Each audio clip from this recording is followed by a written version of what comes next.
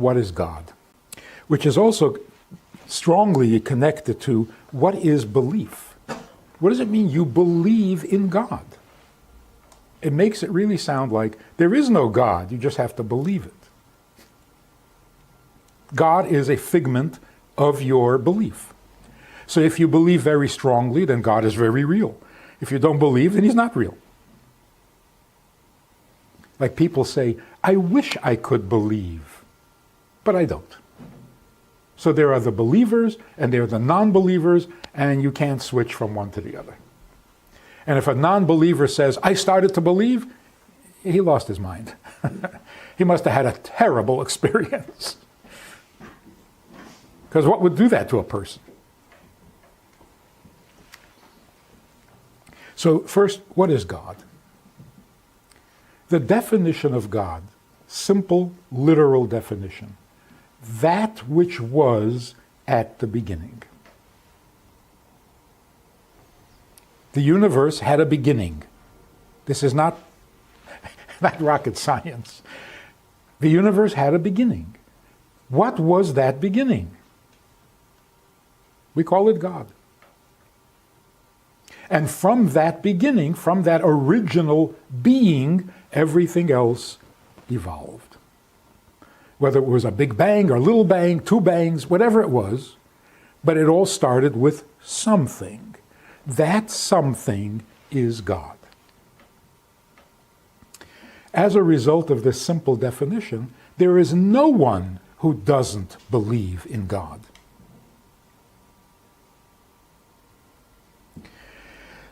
Except people who don't want to think. But the theory of evolution, for example, is a belief in God. But the God that they're talking about is a subatomic particle. There was a subatomic particle that was eternal, that was there at the beginning, it exploded, and the rest is history. So everyone has a God. Anyone who thinks. What came at the beginning?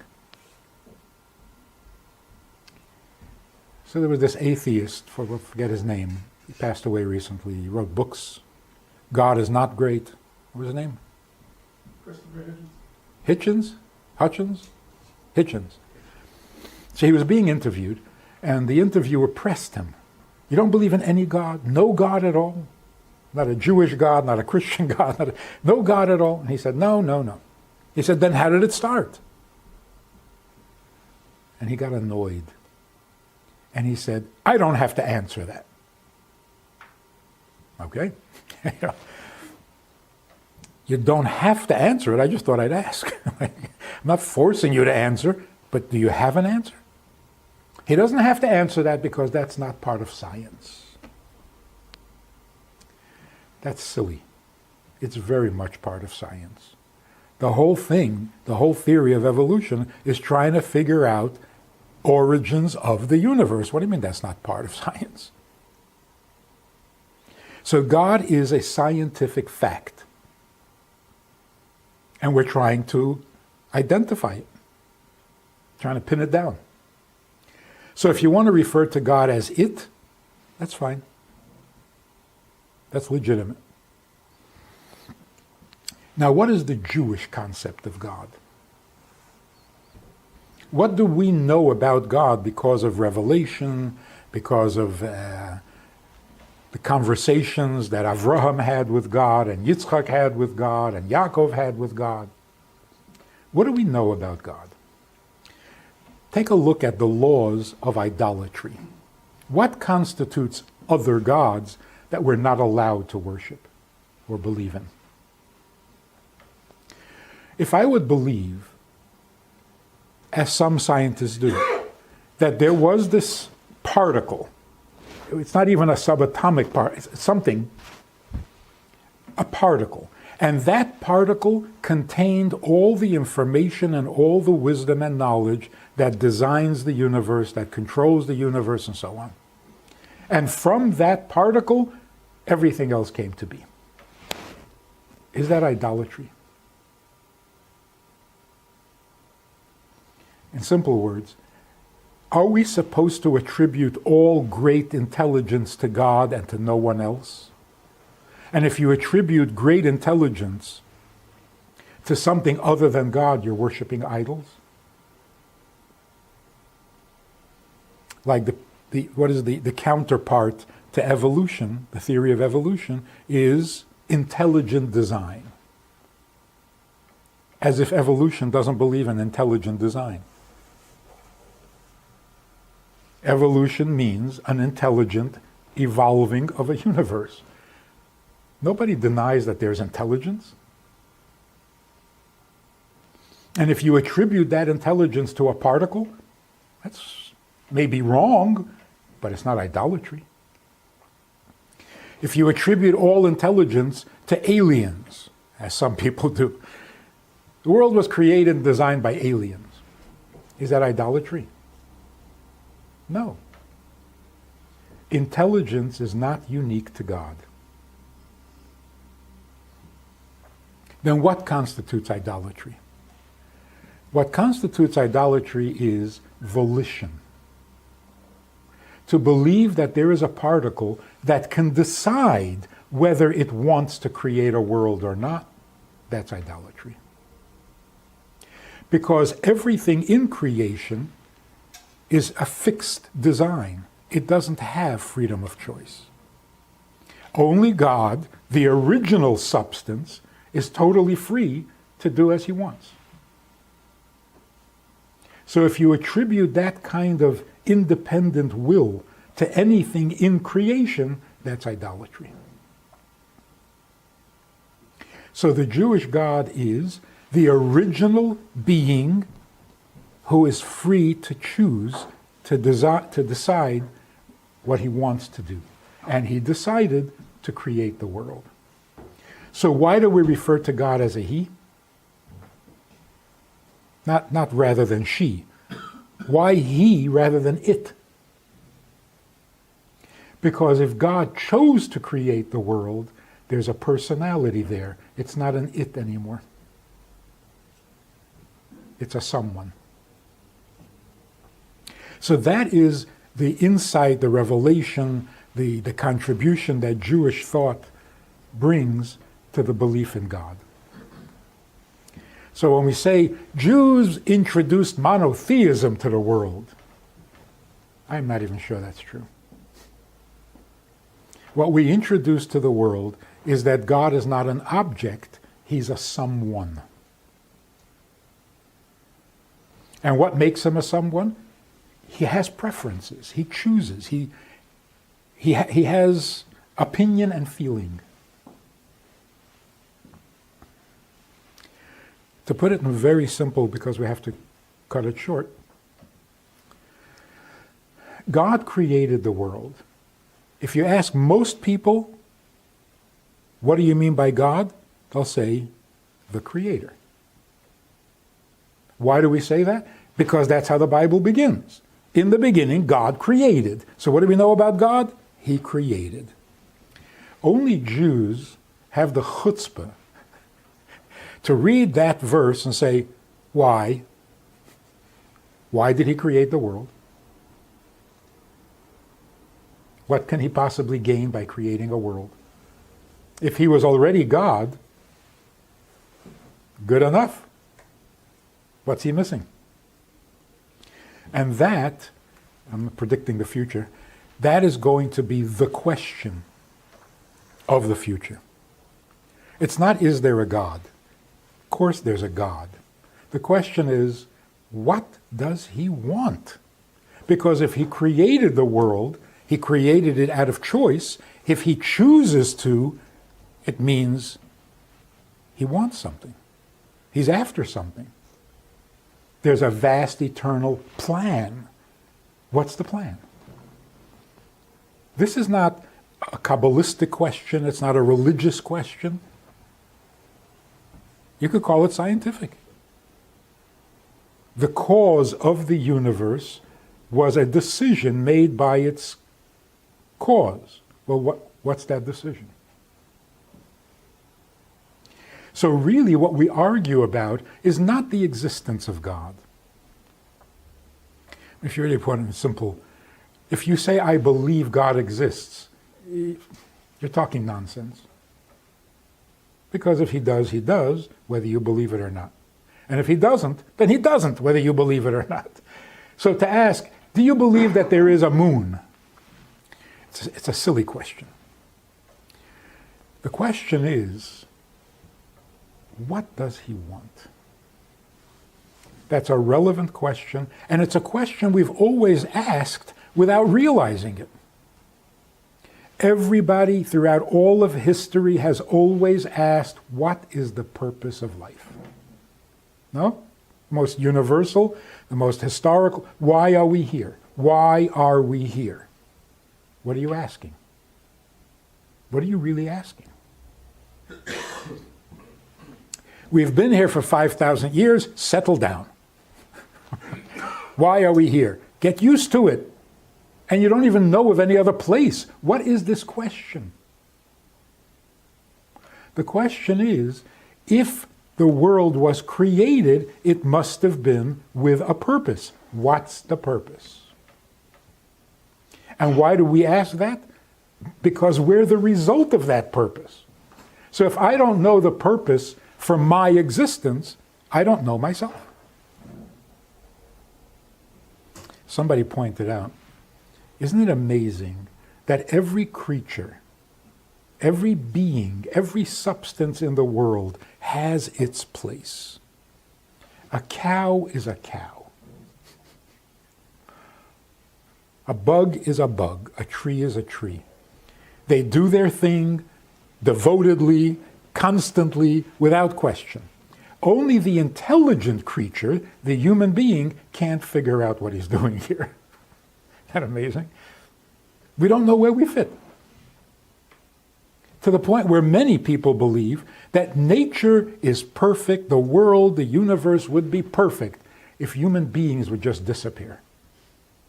We're the clutter. We mess everything up. That's pretty sad. So the question of why are we here is really a question of who caused this? Because I didn't. So you know this guy who's suing his parents for giving birth to him without his consent?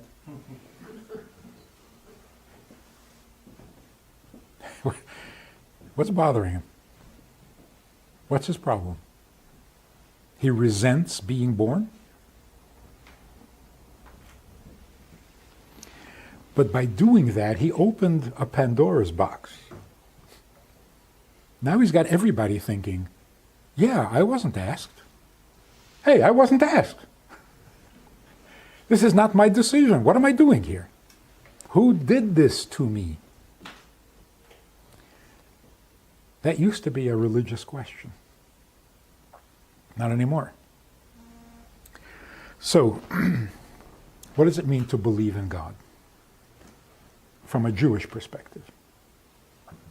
To believe that he exists, that's nonsense.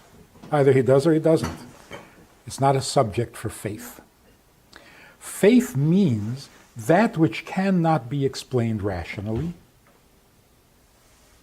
Can't, not that we don't have an explanation. It cannot be known, and when we face an issue that cannot be known, we have another tool in our repertoire called faith, with which we can deal, we can handle stuff that the brain cannot. So if you're optimistic, where's that coming from? If you're optimistic, people will say to you, oh, come on, get real. Be realistic. Oh, so optimistic is not real? What, pessimistic is real? They asked this pessimist, can't you think of anything positive to say at all? Nothing positive? He says, yes, yeah, there is something positive. Today is much better than tomorrow is going to be. That's positive thinking. What is it? What is faith in God? Faith in God simply means familiarity. We know he exists, but from a distance, irrelevant to our own existence. Faith means making God familiar. So when somebody asks you, why do you believe in God? And you give him this whole thing about where did the world begin and who created the world, that's not what he's asking. What he's asking is, there is a God. Why do you care? Why are you going to base your life on God? Which is a good question.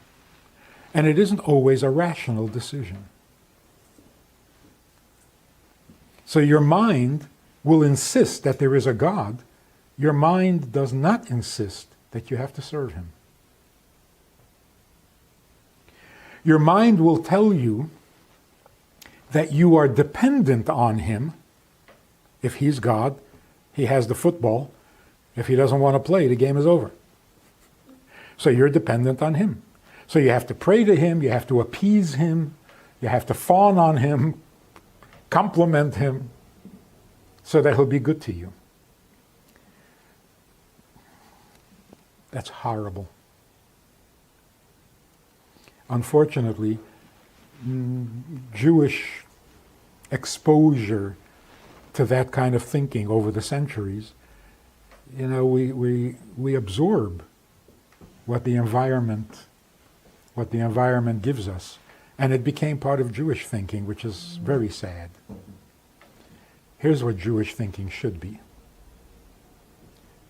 We are not needy and dependent on God.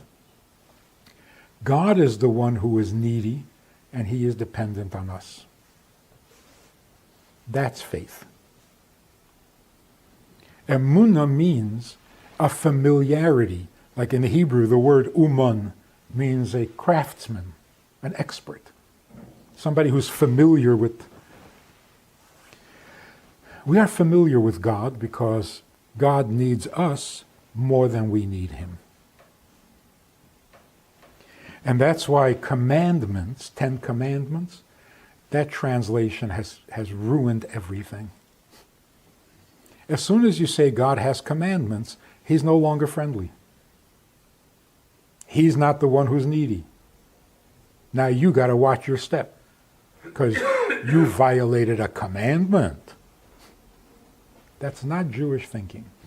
Jewish thinking is, when God spoke to us at Mount Sinai, he wasn't telling us what we must do, he's telling us what he must have. The kind of world he needs and the kind of world he envisioned when he created it. So God revealed himself. That's why it's called revelation at Mount Sinai. If we could get this into our thinking, into our educational system, we need God. If he created us, then who needs whom? How did we become the needy ones when he created us? So, well, don't we need to eat and sleep and drink? So, well, that's how he created us. So this guy who says, I'm suing my parents because they gave birth to me without my consent, he's right. Only you can't blame your parents because they have the same problem.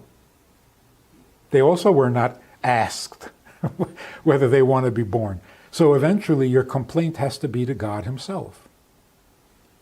So you should come to God, and this is so Jewish. You come to God and say, God, you created me with a need to eat. So give me some food. Like this guy says, you gave birth to me, got to pay all my bills. He's right. If he was demanding it from God. And that's why God says, if you follow my commandments, I'll give you, you'll have, you'll be. He's indebted. This is not reward. This is only fair. I created you because I need you this way. Well, if you need me this way, make it work. Give me the bread that I need. Keep me healthy. Otherwise, how can I serve you? So two things happen when we switch. Who is the needy party here? Religion has used this as a whip.